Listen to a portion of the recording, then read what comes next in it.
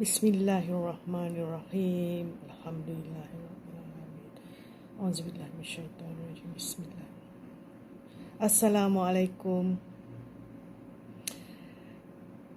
Saya nak kongsi ilmu mengenai cara-cara kita nak menerima ilmu baru, menjadi seorang yang positif, dan sentiasa ceria, ya, senang, berasa ceria, dan kita nampak cantik zahir dan batin, ya.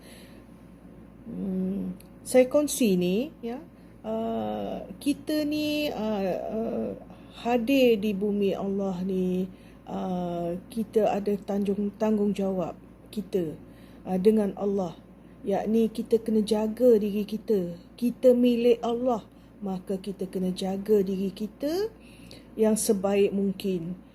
Cara-caranya yang mudah, yang basicnya, ya, kita kena sentiasa bersihkan diri kita dengan wuduk yang lima kali sehari tu, ya, dengan solat kita 5 waktu tu, ya. Kita berwuduk, makna kita dah bersihkan diri kita.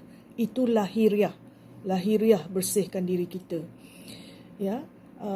Tapi batin kita pun kita kena bersih, ya. Bersihkan hati kita. Hati tu kita tak nak dia mempunyai hati yang amarah, ya. Kita nak hati zahir, batin yang Tuk Muminah, ya. Jadi apa cara-caranya supaya kita ni hati kita bersih? Kita kena buat dia setiap hari, sebab kalau kita tak buat dia setiap hari, kita tak buat setiap hari, kita bagi peluang untuk makhluk-makhluk yang tak baik ni duduk dalam hati kita, ya. So cara kita, saya kata tadi, lahiriahnya kita bersihkan diri kita, ya, dengan mandi, dengan wangiannya, dengan wuduknya. Itu lahiriah. Lepas tu daripada lahiriah kita, orang boleh tengok kita bersih, cantik dan wangi, ya.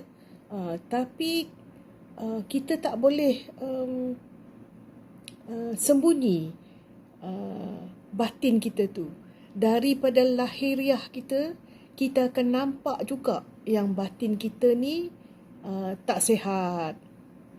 Batin kita ni negatif, ya. Dia akan tunjuk dekat muka kita. Orang yang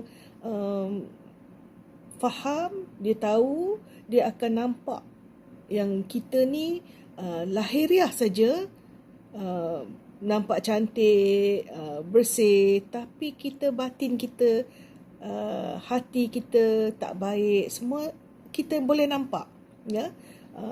So jadi cara kita nak bersih hati kita tu, selain daripada kita berwuduk, kita bermandi, kita dah pakai wangian, kita kena sentiasa basahkan lidah kita ni, mulut sentiasa berkumat kamit dengan istighfar.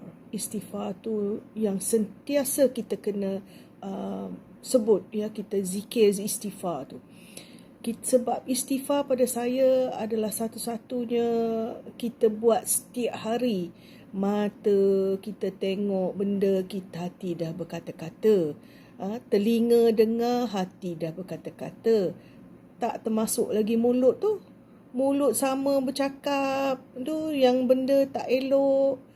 Lepas tu setuju pula dengan apa orang cakap pasal benda-benda tak elok tu. Itu semua satu-satunya dosa yang membebankan diri kita. Jadi untuk membersihkan hati kita, supaya hati itu bersih daripada benda-benda hitam macam gini yang tak baik, yang negatif tu, kita sentiasa berzikir istighfar, astaghfirullahalazim, astaghfirullahalazim. Lepas tu selain daripada istighfar kalau boleh kita buat banyak dalam satu hari, 1,000 ke macam gitu. Lepas tu kalau setiap hari kita buat 1,000 tu, kita dah mula nampak cahaya muka kita tu bersih. Sebab saya kata tadi, buat dosa tu setiap hari, ya, mata, mulut, telinga, hati kita tu jadi tak bersih, ya, termasuk diri saya ni, ya. So jadi kita bersih dulu lahir dan batin kita dengan zikir, dengan dengan istighfar kita. Jadi kita dah mula, hati kita sudah mula bersih. Kita tak ada cepat amarah, ya. Kita tak cepat nak mengumpat orang ke. Tak ada hati dah yang tu. Kita tak ada yang mengacau yang tu. Lepas tu kita kontrol mata kita, telinga kita, mulut kita. So kita dah, alhamdulillah, dah capai tahap tu, ya. So lepas tu kita dah kena selain daripada yang tu, kita makan minum kita jaga. Makan minum kita biar dia yang halal thayyiban, ya, yang halal, yang membawa manfaat kepada tubuh badan kita, yang bukannya merosakkan tubuh badan kita. So umpamanya makanan yang sihat, ya, tidak membawa mudarat kepada badan kita. Itu kita jaga, ya. Susah tapi kita kena usaha. Saya pun serupa, saya pun kena usaha yang tu. Itu yang satu-satunya kita susah nak buat. Benda-benda yang baik ni memang dia susah nak buat, ya. Makan minum halal thayyiban, bermanfaat pada tubuh badan kita, ya. Lepas tu jangan lupa, kita bila dah jadi tabi'i kita, ya, bila jumpa makan, kita bersyukur, kita baca bismillah dulu. Jangan tinggal bismillah kita, doa makan kita. Lepas tu cara kita umpamanya masak sendiri, ya. Itu saya suka sangat. Kadang-kadang saya tak larat tu, saya belilah tu, tapi hati tu lebih suka kalau kita masak sendiri. Kalau kita masak sendiri, kita tahu apa benda yang kita masuk dalam makanan kita tu, yang itu halal thayyiban, bersih. Kita cuci bersih. Lepas tu kita siap dengan zikir kita, ya. So bila kita masak, bukan saja untuk diri sendiri, untuk anak cucu kita, dan untuk suami kita yang tersayang, orang-orang yang tersayang. Kita basuh benda-benda kita masak tu bersih, dengan siap dia dengan doa kita. Bila kita basuh, kita masak tu, sentiasa berdoa, ya. Kita doa, baca ayat-ayat Quran yang mudah-mudah aja pun tak apa, ya. Bismillah ke, ayat inna ataina kal kausar fasalli li rabbika wanha. Ya Allah, ya Tuhanku, aku masak untuk orang-orang yang kusayangi, ya, suamiku, anak-anakku, cucuku, diriku sendiri. Maka halalkanlah makanan ni, bersihkanlah hati mereka. Bagilah makanan ini menjadi zat untuk tubuh badan mereka. Bagilah makanan saya ni, yang saya buat ni, mereka sedap, ya, nikmat untuk mereka, ya. Jadi kita dah doa semua tu. Ni nawaitu kita tu nak masak untuk keluarga kita. Nawaitu kita ni hamba Allah. Kita sentiasa minta bantuan daripada dia, daripada Allah Subhanahu Wa Taala. Sambil kita masak, sambil kita bekerja tu, kita sentiasa ingatkan dia. Ingat dekat Allah Subhanahu Wa Taala. So Lepas tu selain daripada tu, kita pun dapat pahala, ya, bila kita bekerja macam gitu. Lepas tu kita pun lah mudah, Allah pemudahkan, masaknya simple pun sedap, cepat, kita tak letih kan. Alhamdulillah. So itu satu-satu cara untuk kita memudahkan kerja kita nak masak untuk keluarga yang tersayang dan untuk memanfaatkan diri kita sendiri juga. Selain daripada keluarga kita, manfaat untuk diri kita. Ya.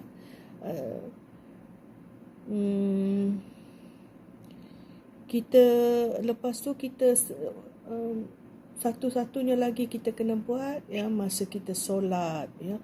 Kita solat 5 kali satu hari, ya. Semasa kita solat, masa sujud terakhir tu, kita minta pada Allah Subhanahu Wa Taala pemudahkan kerja harian kita, ya. Mudahkan dan jadikan bebankan kita ni, ya. Jangan bagi kita penat, bagi kita stres. So minta pertolongan Allah supaya sentiasa pemudahkan urusan harian kita, ya. Dan kita pun selalunya lepas Zohor ni selalunya ada baiknya kita bawa power nap, ya. Power nap, ya. Maknanya kita tidur sekejap, rehat sekejap untuk supaya kita ada tenaga selepas Zohor kita nak sedia makanan malam umpamanya, kita nak buat kerja lagi. So sambung kerja sampai ke maghrib umpamanya. So kita perlu tenaga tu, ya. So dengan itu kita ambil sedikit masa untuk kita rehat, untuk tenaga kita, badan kita baik pulih, ya. Ada tenaga untuk kita teruskan kerja kita, ya. So bila masanya malam tu jangan lupa juga, ya, sebelum kita tidur malam hari tu kita istighfar, kita syahadah, ya. Kita sebelum tidur tu kita baca asyhadu alla ilaha illallah Muhammadar Rasulullah. Kita baca yang tu sampai 3 kali. Lepas tu kita istighfar lagi. Lepas istighfar kita baca bismillah umpamanya. Ikut suka berapa kali. Itu nawaitu kita. Itu terpulang pada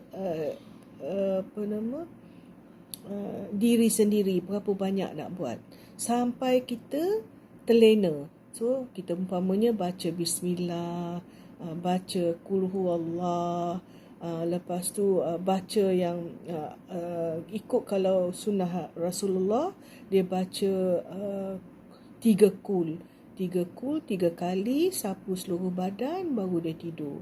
So kalau kita ikut sunnah Rasulullah tu, tapi bila kita dah habis baca tu semua masih tak tidur juga. So tak tidur tak apa, kita sentiasa berzikir.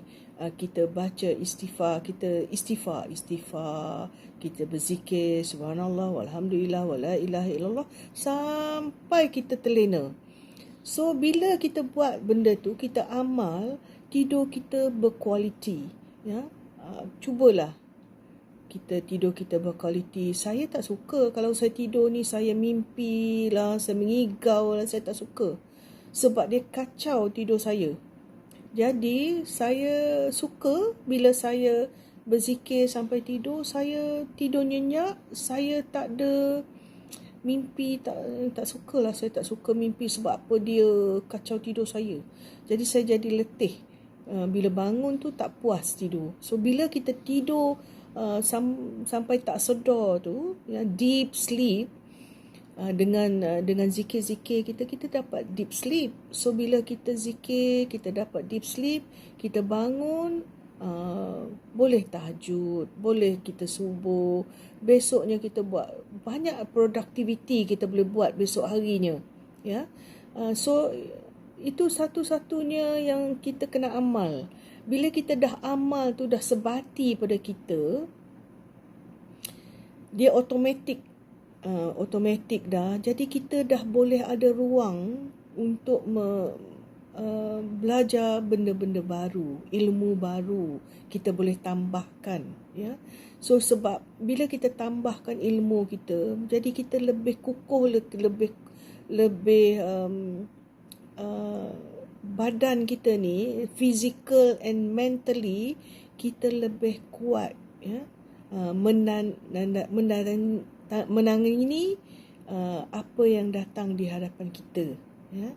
Kita lebih kuat, kita boleh lebih tenang, kita lebih cerdik, lebih pandai macam mana nak mengendali kerja harian kita, stres yang dugaan yang datang pada kita. InsyaAllah Allah Ta'ala bantu kita bab yang tu. So bila kita buat dah benda-benda ni, InsyaAllah kita akan nampak hasil dia. Rezeki kesihatan, rezeki daripada berkawan, rezeki macam-macamnya datang daripada kita. Rezeki yang kita mudah, kita bila pergi mana-mana kita mudah, kita suka. Bila kita dah dapat kemudahan tu daripada Allah Subhanahu Wa Taala, daripada usaha kita berzikir, usaha kita buat tips yang saya dah cerita tadi, terharu sangat, ya. Terharu sangat. Kita maknanya bila kita dah dapat rahmat daripada Allah Subhanahu Wa Taala itu, jangan lupa, ya, bila kita solat, kita sujud syukur.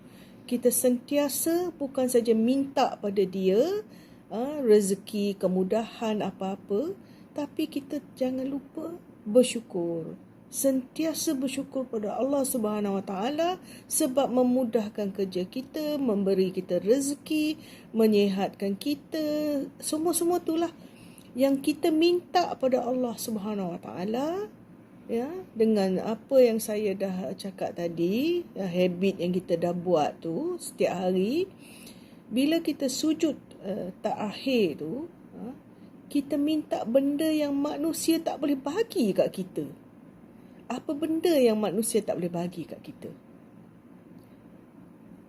Ketenangan, kebahagiaan, memudahkan kerja kita. Semua tu kan manusia tak boleh nak bantu kita, nak tolong kita. Sebab semua orang pun sibuk, semua orang pun ada priority mereka. Jadi bila kita minta pada Allah Ta'ala tu, Allah Ta'ala bagi kesenangan. Mudah tu dia akan bagi cara-cara dia nak memudahkan kerja kita. So apa yang kita tak boleh dapat daripada manusia, kita minta pada Allah Ta'ala. Sebab hanya dia yang tempat kita meminta, yang dia tak akan jemu menjawab permintaan kita. Itu yang saya selalu ingat. Selalu saya ingat pada diri saya sendiri, saya tak boleh minta bantuan manusia. Tak semestinya orang tolong kita. Kita minta pada Allah, Allah akan hantar orang untuk bantu kita. Yang tu saya yakin sangat. Yang kadang-kadang kita minta pada orang tak akan bagi pada kita. Tak semudahnya orang nak bagi kita sesuatu yang kita nak. Ataupun kita nak minta sembuhkan penyakit kita umpamanya. Tak semua doktor boleh sembuh penyakit kita. Adanya boleh sembuh, adanya tidak. Jadi yang tak boleh sembuh tu, yang mustahil manusia boleh sembuh tu, yang tu yang kita minta pada Allah. Yang susah, yang paling susah, manusia tak boleh bantu kita. Yang benda yang tak boleh bantu, manusia tak boleh bantu, kita minta pada Allah Ta'ala. Yang senang, tak payah minta pada dia lah. Yang susah aja kita minta pada dia. Sentiasa kita minta yang manusia tak boleh bagi kat kita. Saya kena ingat yang tu selalu. Selain daripada tu, bila kita dah bersih hati kita, minda kita dah positif, kita dah tenang, jadi kita dah boleh menerima nasihat, ilmu yang menambahkan kecerdikan kita, menambahkan ilmu kita, macam gitu, ya. So yang itu tips-tips yang saya nak kongsi dan kita amalkan agar dia bermanfaat untuk diri kita. Kita ni nak manfaatkan diri kita je. Ya, kita jaga diri kita ni untuk Allah. Sebab kita tak boleh tak jaga diri kita, sebab itu amanah. Allah memanahkan kita di dunia ni untuk menjaga diri kita, untuk kita kerja untuk Allah. Macam tu. Setakat tu perkongsian saya. Apa yang baik tu dari Allah Subhanahu Wa Taala, apa yang tak baik tu daripada saya sendiri. InsyaAllah kita ada rezeki, kita jumpa lagi dengan tips dan perkongsian yang lain-lain, InsyaAllah. Assalamualaikum warahmatullahi wabarakatuh.